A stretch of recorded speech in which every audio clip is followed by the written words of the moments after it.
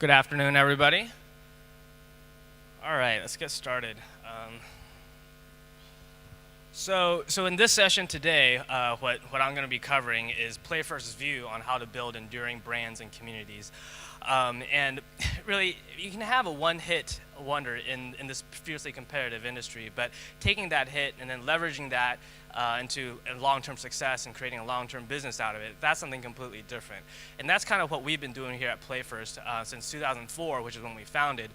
We've been building our Dash franchise of games, which I'll be showing you in a little bit, and trying to build a brand and community around our portfolio of games. And through that process, we've had a lot of learnings, and that's kind of what I'll be sharing today. And so for those of you who aren't familiar with PlayFirst, we're a leader in family entertainment, now mobile family entertainment, now that we're 100% focused on mobile.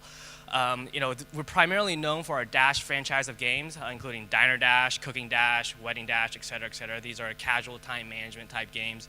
And across the various platforms that are out there, including PC, Mac downloads, social networks, and then Android and iOS, we have combined 700 million downloads for our titles, making the Dash franchise one of the most successful pieces of IP in gaming history.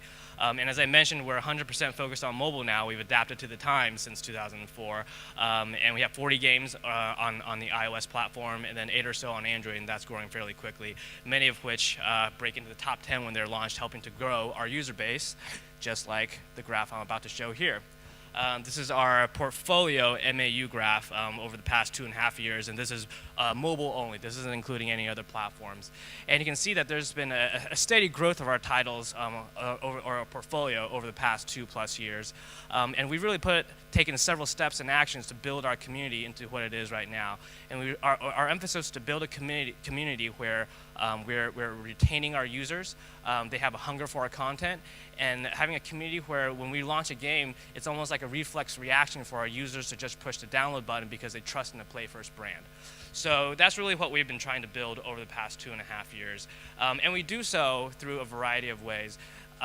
In 20 minutes, it's impossible for me to walk through all the possible ways that we build communities, but I certainly will do so at a high level, starting with live operations. So this is one of our main focuses in terms of building our community.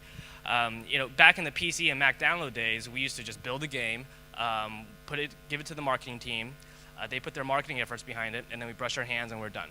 But in the smartphone age, that just doesn't work anymore. And what we've had to transition to is a 100% dedicated focus on servicing games as a continuous cycle. And the way that we do that is through very much a data-driven approach. And this is kind of the bread and butter of what we do today. Let me walk you through some of the processes in our data-driven approach to live game operations.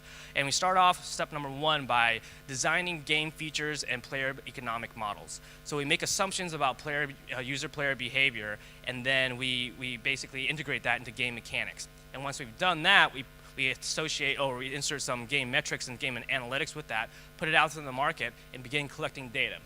We begin analyzing that data and comparing what the actual data is versus how we modeled it out to be. And when we do that analysis, we usually do it in 4 main buckets. One is player income, so that means looking at where players spend, what kind of virtual goods they buy, what are the best-selling virtual goods, what their conversion rates are, et cetera, things like that. Then we look at cohort patterns, and for those of you who aren't familiar with the term cohort, a cohort is a group of subjects that all experience an event at the same time span. So what we'll do is say, well, on Tuesday, we'll look at all the players on Tuesday that have reached level 5, or all the players on Tuesday that have reached level 10, or all the players on Tuesday that have reached level 15, and look at the user behavior of those players and optimize game mechanics for that. We'll also look at the way that our game is balanced, and we'll always try to balance for 2 main things. We try to balance to make sure that our virtual economies are in line, and we also try to balance our level progression. And then lastly, we focus on pinch points. So we look at where players drop off in our games. If players are dropping off on level 4, level 8, and at a unusual rate, then we dig deeper into that and figure out what's causing it and make optimizations to our games. So we do all this analysis onto the data that comes in, and we find solutions for them. And sometimes there's multiple solutions. So when we have multiple solutions, we A/B test the various solutions that are out there. And then once we find the solution that's optimized for what we're trying to do, we send it out into the market, and the whole cycle starts again. So at PlayFirst, when we have this cycle, it usually goes in 2 to 3 week periods, or what we call 2 to 3 week sprints. So every 2 to 3 weeks, we actually update our game. And we find that that's just about the right cadence for us, because any longer than that, our DAUs start to drop. When we don't have fresh content every 2 to 3 weeks, we see DAUs drop by about 10%. So across all of our portfolio of games, we continuously update in 2 to 3 week cycles to maintain our community and maintain our growth. And through that process, through going through and updating and looking at the analytics and learning about the user behavior, we've been finding problem solutions that fall into 4 main categories, and these categories are listed up there. Number 1 is FUE, so first user experience. And when we look at first user experience, the one thing that we look at is for one-day retention, because that's where the majority of our users drop off. So whenever we see one-day retention levels drop, then that probably means something's wrong with our FUE, and we need to go in and tweak it and optimize it. UI and UX. And our general rule in terms of UI and UX is that we try never to have a user have more than 2 or 3 options for actions on any given screen. Nowadays when you see games, sometimes you see a screen that's cluttered full of Facebook logins, Game Center logins, access to leaderboards, different play modes, access to more games, all cluttered into one screen. And what happens is, what we found is that users begin to have decision fatigue when you put that much stuff all on one screen. So we usually try to optimize to have no more than 2 to 3 actions per screen. Content cycles. And what I mean by content cycles is that we try to find common events in our user base's lives. So our games are 60 to 70% female. We're much more female oriented. So holidays like Valentine's Day, holidays like Mother's Day, these type of holidays, if we're providing new content during these cycles, almost double our revenue. So we've put a lot of emphasis on finding the right content at the right cycles. And lastly, retail mode.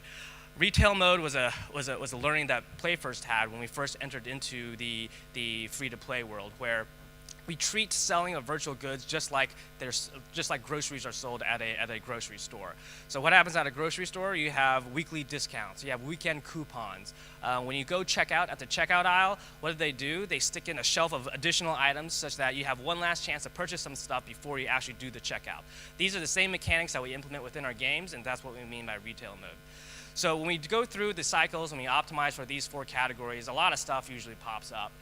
Sometimes more stuff than we can handle. So in order to prioritize what we do to our games, we follow 3 main metrics. One is retention, engagement, and monetization in that order. So anytime that we have a fix or an update that is regarding retention or engagement, that gets high up on the priority. We always focus on that first. And then we follow that with monetization optimizations.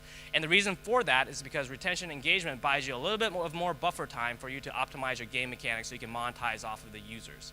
Also, if you're doing UA, the worst thing they can do is spend $3 to acquire a user, and then that user leaves the next day because your retention isn't optimized. So we always try to follow retention engagement first, followed by monetization after that.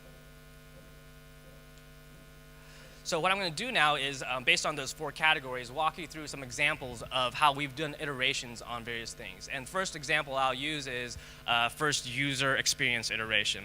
And what we'll look at is, this is a game that we have called Mall Stars. And what you can see on the chart here is the player tutorial retention graph of Mall Stars. And on the x-axis, you'll see all the small little individual steps during the tutorial. And then on the yellow graph, the one that says V1, that's the initial retention graph of that particular tutorial. And I'm sorry, on the y-axis are the number of users that are playing in that specific step. And when we looked at this graph when it was first coming out, we said, well, you know what, this isn't good enough, because it was affecting our one-day retention, and our one-day retention needed to be at X. And this wasn't helping us to achieve that. So we back-calculated what our tutorial retention needed to be in order to hit our one-day retention target, and we set a benchmark, and that's where you see that black line going across the graph. And then we began optimizing towards that benchmark, right? So one of the things that we did to optimize it, if you look at the screenshot on the upper left, this was part of the tutorial, and the one thing that we wanted the user to do was tap on that user using the blue arrow indicator, and we had a prompt that follows it up with it as well. And during our metric analysis, what we found is not enough users were actually clicking on that blue arrow, and they were falling off during the tutorial session. So what we did was we basically spotlighted the blue arrow, highlighting the action, and then also prompted a character to explain what the action is going to be. Just that one small little change or actually 2 small little changes, helped to improve retention by about 15% in our tutorials. And that's where you see the orange graph, version 2, down on the chart below.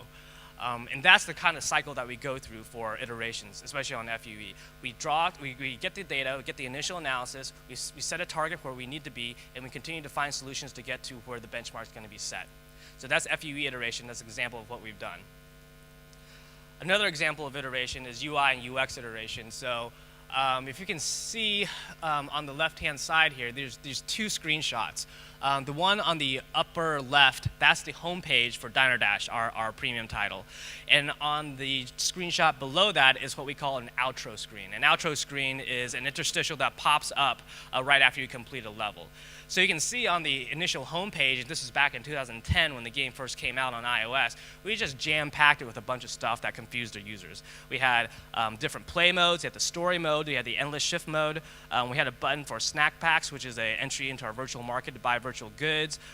We had a Facebook logout button, we had a tell a friend button, we had a more games tab. We had a whole bunch of stuff on this particular page, and it was just confusing the users, and we didn't get good retention off of it. If you look at the outro screen right below that, this is also back in 2010. If you look at some of the icons on there, some of them just weren't very intuitive, right? If you look at the button, the red button on the bottom left, it's supposed to be a map. But it's a map of what? Like, how it happens when you push that? In the middle button, there's a return orange indicator. If you push that, where do you return to? What is the point of that? Where are you going after you push that button? There's a green play button that's to the right. Does it mean you continue to play the game? It's a little ambiguous. So it didn't really help with conversion the way that this particular outro screen was set up. So what we did is we made some modifications. We iterated, and this is what it looks like now. You look at the home page that's on the upper right, it's much more clear. And there's really only 2 actions for you to do. Either play the game or you go and play some of our other games. That was the only 2 things that you can do. And it helped to really narrow down the user's behavior while they're in the home page. On the outro screen, we decided to become much more clear in terms of what we wanted the actual user to do. Do you want to continue with the game? Well, it says continue right there, so you know what you're going to do once you push it. You want to go to the store? Push the store icon. You want to check out all the levels? You push the level icon. And it becomes a lot more clear this way what you want the user to actually push. And so with these 2 particular iterations, we had a significant jump in both retention and conversion rates. And you can see that with the following graph. Now, we optimized retention during the tutorial for levels 1 through 3. The blue chart shows the optimization. And then in the conversions, we specifically converted or optimized the outro screen in levels 4 and 7, and you can see the difference in conversions there. And with those 2 things combined, we saw a 20% increase in revenues in just 1 month. So these are the kind of iterations that we do on a continuous basis on a 2 to 3 week cycle to continue to optimize our revenue and have them sustained over a period of time. And over the past 2.5 years, we'll give you a little taste of our sales. Won't give you specific numbers associated with it, but you get a relative sense of where they stand. Excluding the holidays, because that kind of distorts the data, you can see that our revenue curves are essentially flat or rising. And there's not too many games out there that have revenue curves that are flat or rising over a 2-year span. And the only reason why that's the case is because we continue to iterate. Every 2 to 3 weeks, we continue to push out new content, we find fixes, we fix conversion points, and this is how we maintain flat or rising revenue curves. Now, most of what I was talking about was specifically with regards to game optimizations, but once you begin to build a community with a portfolio of titles, you also need to make portfolio-type optimizations, portfolio-type iterations. And you can see since 2010, in order to hit our MAUs, and on the very right-hand side, it actually says MAU, we've done a variety of feature updates across our entire portfolio. Things such as inserting in-app purchase venues, integrating Game Center, introducing virtual currency economies, supporting Retina displays, making the game actually free and taking out the premium side of things, supporting iPad and iPhone. This is what we mean by universal, doing continuous user experience optimizations. These are all things that we did throughout our entire portfolio over a period of time, and that's how we continue to iterate and provide new content to our users and grow our community, and that's how we continue to build our brand. So that's how we approach building brands and communities in the Dash franchise of games. Okay? So that gives you a little taste. I want to leave more time for questions because like I said, I can't cover all the things that we do in 20 minutes, and rather, hear some questions that you guys have and address those. So I guess we can move to the Q&A section. Okay. Yes.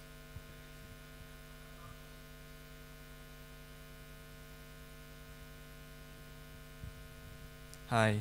How do you instrument your products to get the data for all this information to know what exactly to change? Right. How do we get the data actually? Yeah, exactly. Okay. So we've traditionally used some kind of analytics tool to help us set events, and those events will trigger data that flows back to us. We've traditionally used Flurry.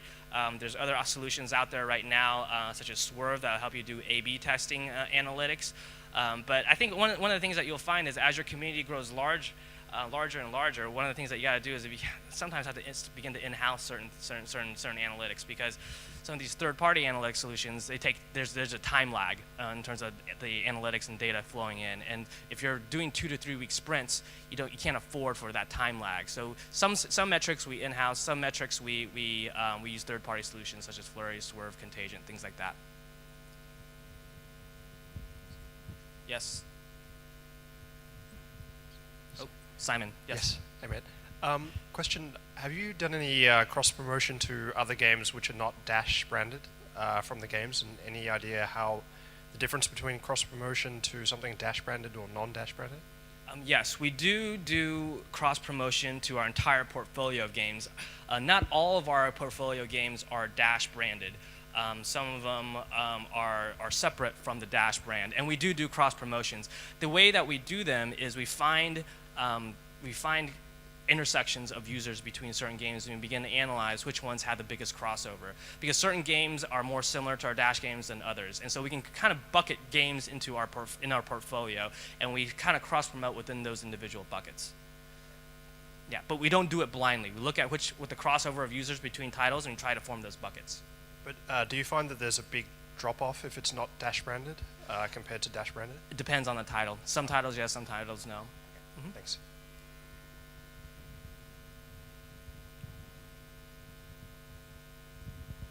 So it would be interesting to know from your experience within casual gaming or within your segment, how many other segments, like sub-segments, do you have for your users? Could you share something around that? Right. So our main subcategory, subsegment would be casual. We also had, back in the PC Mac download days, and even some of our iPad titles, are hidden object type games, and some of them are. We also have some simulation and strategy type games. So we have a variety of different games in our portfolio, but we're primarily known for our time management, casual type games. The Dash franchise of games, those have been the most successful. Not to say the other ones have not been so successful, but we do have those are the bread and butter of our business. I think my question was not around the category of the games, but your users, do they all behave similarly across these categories, or do you have user sub-segments that you optimize? Right. Yes, we definitely have user subsegments that we optimize, especially if we have a simulation or strategy type game. The way that we optimize for monetization of our users in that game is going to be completely different than what we do in, say, a Dash branded game, which is a time management game. So we take different approaches to the different users that are in our different games, definitely. And you almost have to do that when you have different genres of games within the portfolio. Absolutely.